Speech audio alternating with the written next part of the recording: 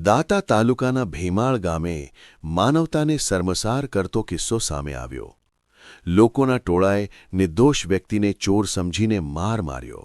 રિક્ષાચાલક આજીજી કરતો રહ્યો. હું નારગઢનો રિક્ષાચાલક છું, છતાં પણ ટોળાએ એક વાત ના માની. દાતા તાલુકાના ભેમાળ ગામ પાસે રાત્રે લઘુશંકા કરવા ગયેલ વ્યક્તિને ચોર સમજીને ટોળાએ હુમલો કર્યો હતો. ખાતરી કર્યા વગર 50થી 60 લોકોએ રિક્ષાચાલક પર હુમલો કરી દેતા નિર્દોષ વ્યક્તિને ઈજાઓ પહોંચતા દાંતા હોસ્પિટલ ખસેડાયો હતો. હુમલો કરનાર લોકોના ટોળામાં નાના છોકરાઓ પણ વિડીયોમાં દેખાઈ રહ્યા છે. મારો મારોના નારા લગાવતા હતા લોકો. આટલી મોટી સંખ્યામાં રાત્રે લોકો આવ્યા ક્યાંથી, એ પણ એક પ્રશ્ન છે. શું કાયદો હાથમાં લેવો એ ગુનો નથી? કેમ ટોળામાં એકઠા થયેલા કોઈ એક વ્યક્તિએ પણ પોલીસને જાણ ના કરી? આવા અનેક સવાલો ઉઠી રહ્યા છે.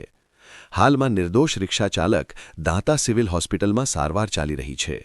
સાચું ખોટું તો પોલીસ તપાસ બાદ સાચું રહસ્ય સામે આવશે. કાયદો હાથમાં લેનાર અને નિર્દોષને ઈજાઓ પહોંચાડનાર લોકો પર પોલીસ દ્વારા કાયદેસરની કાર્યવાહી કરી કાયદાનું ભાન કરાવે એવું ઈજાગ્રસ્ત રિક્ષાચાલક જણાવી રહ્યા છે. ચેનલ લાઇક, શેર, સબસ્ક્રાઇબ કરો. શું બનાવ બને તમારી સાથે? હું બેમાલ તો આપણે રતનપુર ચોકડી પર બરોબર સાહેબ રિક્ષા લઈને 3 મુમન આવ્યા. મને કીધું કે આપણે મુમનવા જવાનું. મેં કીધું ભાડું સાહેબ 400 રૂપિયા થશે. 400 તો નહીં પણ 300 રૂપિયા આવવાનું કીધું. મેં તોય ના પાડી. મેં કીધું છેલ્લા 350 રૂપિયા આવી દીધું કે સારું તાળીમાં લઈ ગયો એને આપણે મુમનવાસ બરોબર. મુમનવાસ જઈને ઉતાર્યા આ લોકોને. પછી મને થઈ ગયા રાતના 8 વાગી ગયા તો બરોબર ઘોટામાં તો એટલા માટે મેં કીધું ઘોટામાં તો મારા મન લાગી હતી કે મેં કીધું ઘોટામાં હું એકલો પડું મન લાગે બીક બરોબર. એટલે ભેમાલ જઈને હું એકી પૂણી કરી લી. તો હું આવ્યો ભેમાલ ત્યાં પેલું આપણે જે તલાવડી ખરી કે અહીંયા તલાવડી કરીને ગાડી સાઈડમાં ઊભી રાખી. મેં ગાડી સાઈડમાં ઊભી રાખીને હું મારે પૈસા પૂણી કરવા ગયો તો પેલા મારના 50-60 જણા તો બરોબર. અંદર બેલો તો પેલા આપણે કેન્ટીસ નહીં આવતું કોને અંદર તો તે મારે દેખે મારે ગાડી કરીને દોડીને આવ્યા. તો હું એને કંઈ ચેડ બંધ કરી હું એના હોમે પગ ગયો.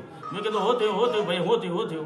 તો એ તો ડાયરેક્ટ મને તો ઘેરી નાખ્યું 50-60 જણા બરોબર. કે તું તો ચોરી કરવા માટે આવેલું ક્યાં બોમ ત્યાં? મેં કીધું ભાઈ હું નારગઢનો કોઈ બહારનો નથી, હું જાતિ ભરથરી હું બરોબર. કમસે કમ 2002થી હું ગાડી ચલાવવો હોય ને તમે ડાયરેક્ટ કહો કે ચોરી ઉપર નોખો મારા ઉપર બરોબર. તમે કહેતા તો લેડો ભેમાલ ગોમમાં જઈએ. ભેમાલ ગોમમાંથી મારા દોસ્તાર ઉગેલ લાવું હું તમારે કમસે કમ 30થી 40 જણા મારા દોસ્તાર. એ મારવાળા કોણ હતા? હવે મારવાવાળા બધા મુંબઈ જ, કોઈ હિન્દુ તો નતો અંદર બરોબર. માના એક જેમ માના દોધ ફૂલી મારા ઉપર જેમ મારી રીતે બધા દોધ ફૂલતા હતા મને દેખે બરોબર. એટલે મને 3 થી 4 વખત તો નેચે પછાડીને મારને કમસે કમ પાટું મારી મારા છાતીમાં વધારે બનાવે. પછી માથામાં મારા દેખો અહીંયાથી ફૂલાઈ બી ગયો વધારે માથામાં વધારે મને મારે બરોબર.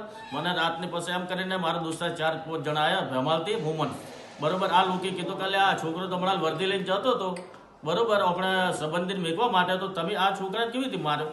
કે આ તો મને તોય ઊભી રાખીને ગાડીને એટલે તમે કોઈને જાણ કરી? ફરિયાદ કરી? ફરિયાદ કરીને મેં સાહેબ હવે રાતોરાત એફઆર ફળાઈ દીધો. મેં જેને એફઆર ફળાય ને મેં વિડીયો આવ્યો તો એ વિડીયો આપણે પોલીસ સાહેબને બી આલ દીધો. મેં ડીએસપીને બી આલ દીધો હોય. ઓકે બરોબર. એ ડીએસપીને બી મેં વિડીયો આલ દીધો હોય. તમારું નામ? મારું નામ રાણાભાઈ ડાયાભાઈ ભરથરી ગામ નારગઢ.